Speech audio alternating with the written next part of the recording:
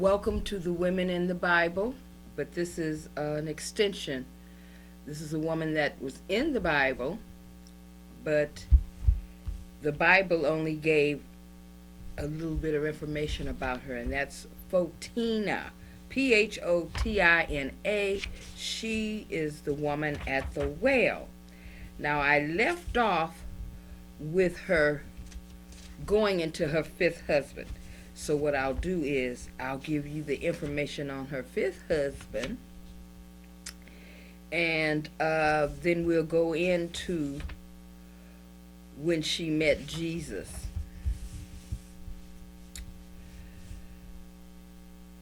Husband 5 was the worst disaster of all. He seemed a safe character, not a showy type, but quiet and intense. All went well for over a year, and I bore him my fourth child. All went well, she said, for a year. She got pregnant again, fourth child, fifth husband. Then one day he hit me. Many women have been hit by their husbands, of course, but there was a ferocity in the blow that put me on my guard. I said nothing to him, but to myself I said, if it ever happens again, if it ever happens again. A month later, he lashed out again, knocking me to the floor and picking me up again by my hair before crashing my head against the wall. Getting rid of a violent man is one of the most difficult and dangerous tasks that a woman can face. If I had not acted swiftly, I would most likely have been sucked into a cycle of violence from which escape became impossible. There were others in Sychar like that, helpless victims trying to soften the blow by their submission, forced to live a hidden life out of fear that any argument, any publicity, any outside plea for help would earn them a beating from which they would never recover. Thank God that that was not my style. My reputation was already so tarnished that I did not care what anyone said about me. For it is always the woman who is thought a liar and not the man. I laid plans long in advance, tipping off my friends and neighbors, and asked them to turn up in force with all their acquaintances if there was an incident. Meanwhile, I said nothing to him. Then when he was away one day, I had the lock changed and bolt up put on the windows. When he came back that night, he stood outside and yelled and banged. But because a crowd gathered who knew exactly what the problem was, he could not touch me. He turned up every night for a week to make the same row, but my friend stood by me and came simply to be there and observe. In the end, he gave up and went away, leaving nothing more behind him than a fifth child in my womb. From that time on, I knew it would be dangerous not to have a man in the home, for he could return at any time without warning, and so I took in friends and travelers and lodgers, anyone to keep the house occupied. Occasionally they slept with me, but that was not the usual pattern. From now on, I was more weary of relationships and felt I could never entrust myself to a man in marriage again. Now, this is pretty much where I left off last time. So now we're going to go into something else.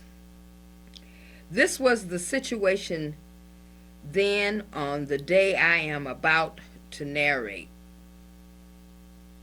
I had had a hard morning.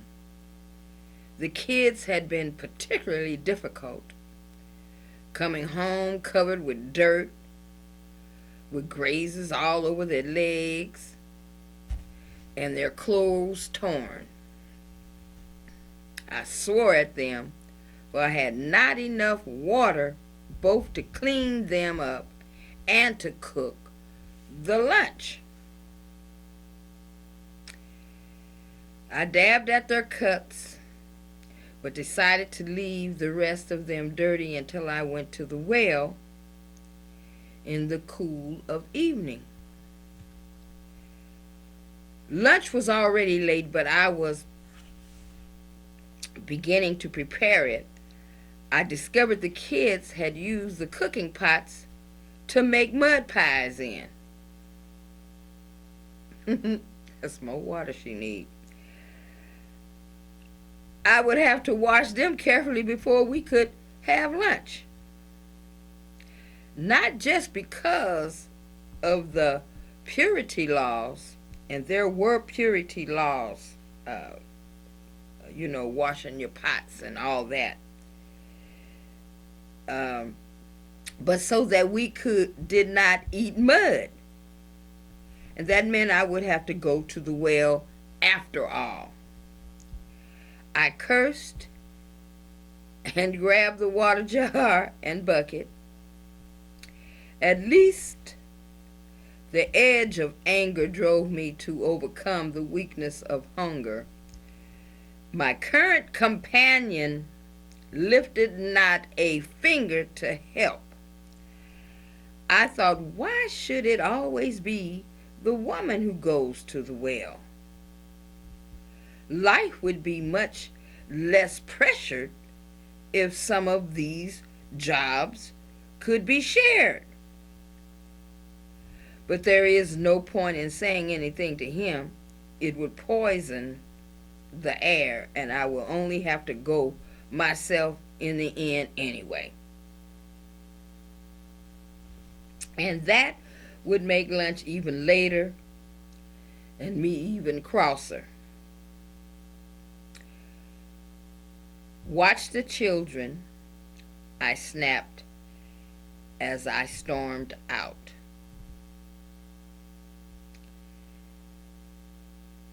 Keep in mind, she's pregnant.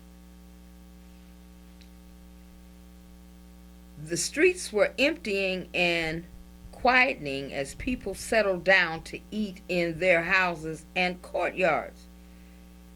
The shops were about to close, though I passed a group of Jews who were picking up some supplies.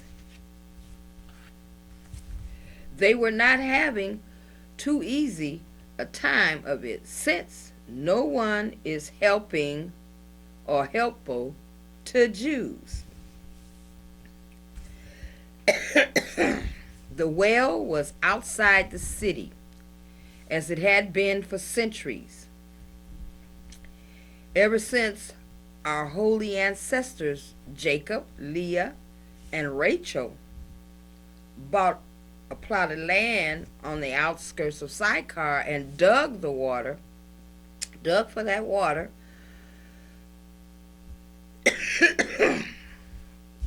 Excuse me. Okay, dug for that water. The walk would be very strenuous at this hour because the sun was at its highest. The only consolation was that I would not have to queue as much at a time, such a time. There would be nobody there. As I passed the last house and set out towards the well, I saw I was wrong. There was a man sitting on the wall of the well, looking tired. I did not recognize him. He stayed there motionless as I approached, watching me. He insisted on staring at me fixedly while I fixed the bucket to the rope and let it down. I gave him a good few stares back, but he did not relax his gaze. I was irritated but also intrigued.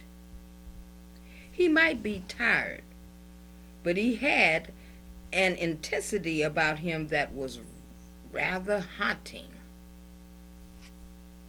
I positioned myself where I could keep him in my eye as I hauled up the bucket.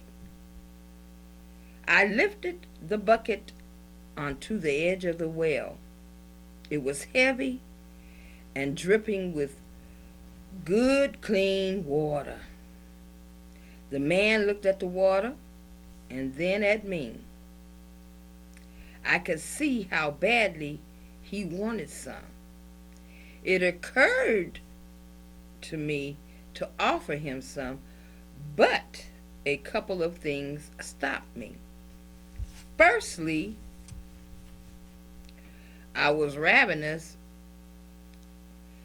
and did not want to make lunch any later.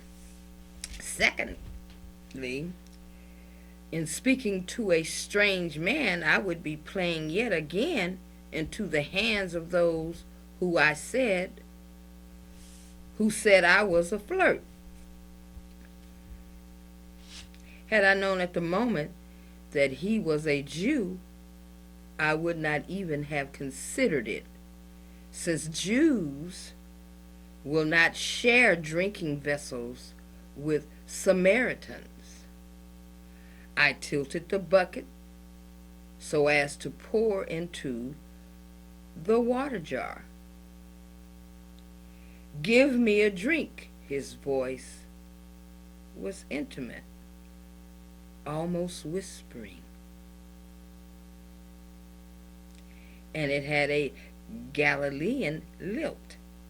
I froze. I knew I could get myself into another pickup situation, talking to a highly attractive foreigner out of sight of anyone else. It was a game I had to play often, but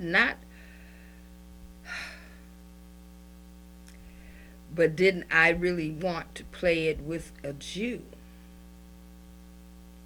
So instead of warmly granting him what he had asked for, as my outgoing nature would normally lead me to do, I drew back and played for time. Looking him hard in the face, I pointed out that his advance to a woman who was a Samaritan was doubly indiscreet. I said, "How is it that you, a Jew, ask a drink of me, a woman of Samaria?" Meanwhile, I sized him up. We explored each other, facing with our eyes. When he spoke, he left me more baffled than ever. At one level, his words could be heard as a shameless, arrogant bid for my bed, for he said, "If you knew the gift of God and who it is that is saying to you, 'Give me a drink,' you would have asked him, and he would have given you living water."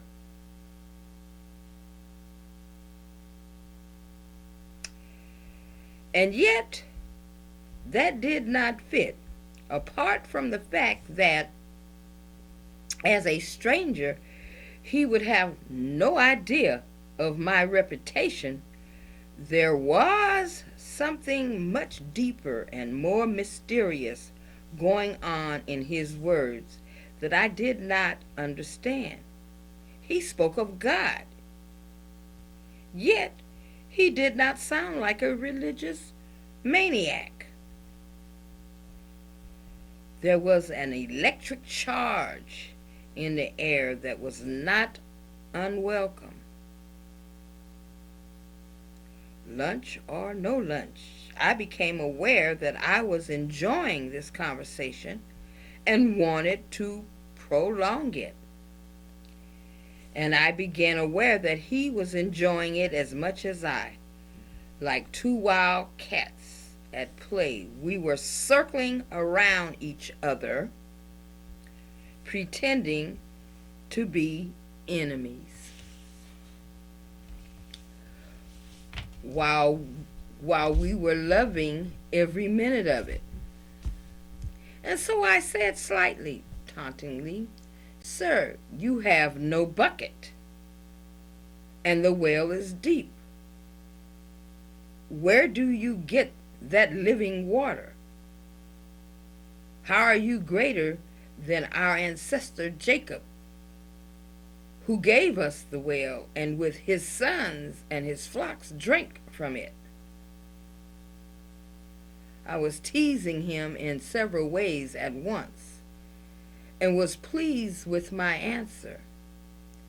Firstly, with a show of polite correctness, sir, I was pretending to take his remark with innocent literalism, and was asking where he would get the water from.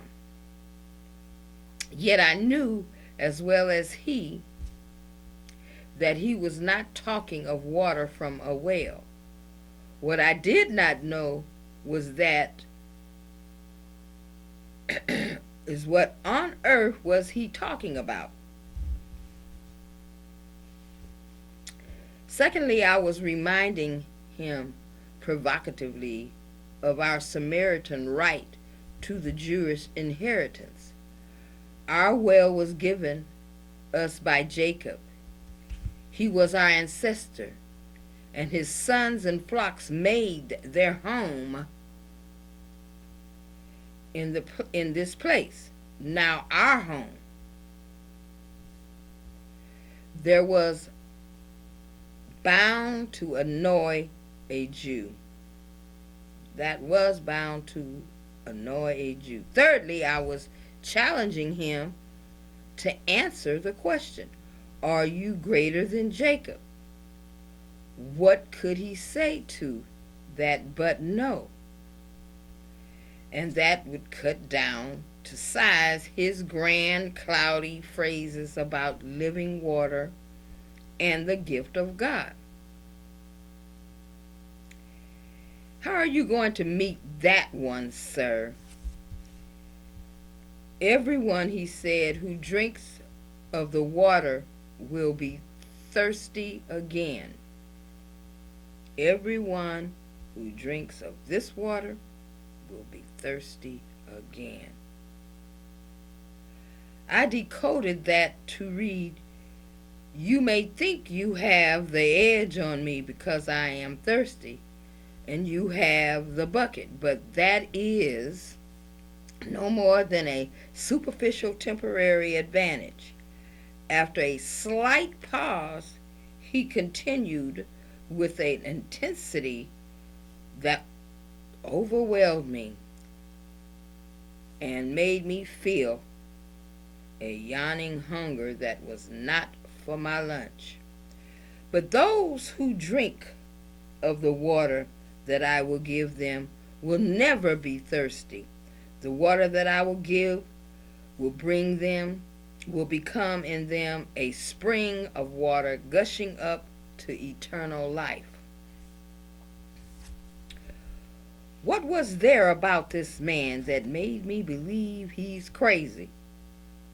claims with gullibility I thought I had outgrown. I found myself pouring my will into his as I heard a tiny voice dragged out of me, saying, this time with no trace or sarcasm, Sir, give me this water so that I may never be thirsty or have to keep coming here to draw water. What was I asking? I did not know that any more than I knew what he was talking about. But he had touched a nerve that was very raw inside of me, to be free from coming here to draw water.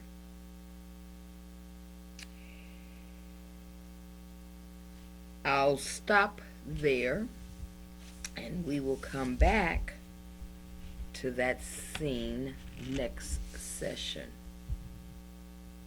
Knowing is not enough, we must apply. Willing is not enough, we must do. Until we meet again, I love you.